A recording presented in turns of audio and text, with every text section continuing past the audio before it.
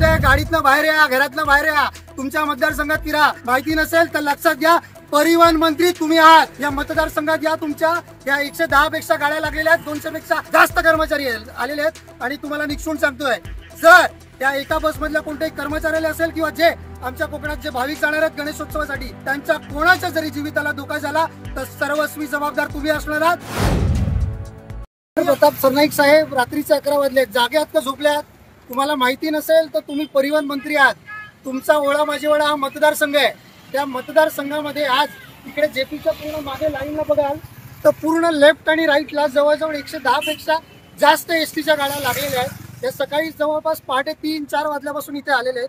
त्या प्रत्येक एसटी मध्ये 2 ते 3 कर्मचारी, चालक वाहक असं बघाल तर नाही म्हटलं तरी 3 कर्मचारी आहेत। 200 पेक्षा जास्त कर्मचारी सकाळी 3 वाजल्यापासून तुमच्या मतदारसंघात, प्रताप सरनाईक साहेब तुमच्या मतदारसंघात, आणि तेही तुम्ही परिवहन मंत्री असताना तुमच्या मतदारसंघात आलेले आहेत। त्यांची काहीच सोय झालेली नाही। सकाळी 3-4 वाजल्यापासून इकडे आलेले आहेत।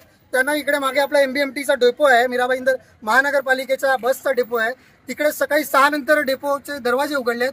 त्याच्या आधीपासून यांना शौचालय जाण्यासाठी जागा नाही, त्यांना जर कुठे रेस्ट करायचे, आराम करायचे तर जागा नाही। मला आता इथे आल्यावर कळते की दुपारची झोप त्यांनी बसच्या खाली झोपून इकडच्या चालकांनी वाहकांनी घेतलेली आहे। तिकडे आतमध्ये डेपोमध्ये फक्त 50 जणांची राहण्याची झोपण्याची व्यवस्था आहे आणि लोक किती आली आहेत तर 200 पेक्षा जास्त। मग इतर लोकांनी करायचं काय? बरं, तुम्ही आणलंय उदात्त हेतूने आणलंय असं आपण समजूया की कोकणातल्या लोकांना गावी पाठवायचं म्हणून आणलंय, पण त्या कोकणातल्या लोकांच्या जीवाची पण सुरक्षाची जबाबदारी पण तुम्हीच घेतली पाहिजे ना। हे जर 200 पेक्षा जास्त कर्मचारी आता आल्यानंतर झोपले नाही, त्यांनी आराम केला नाही तर 18-18, 20-20 तास गाड्या चालवणार कसे? एका गाडीमध्ये 45 ते 50 प्रवासी बसलेले असतात, त्यांच्या जीवाची जबाबदारी कोण घेणार आहे?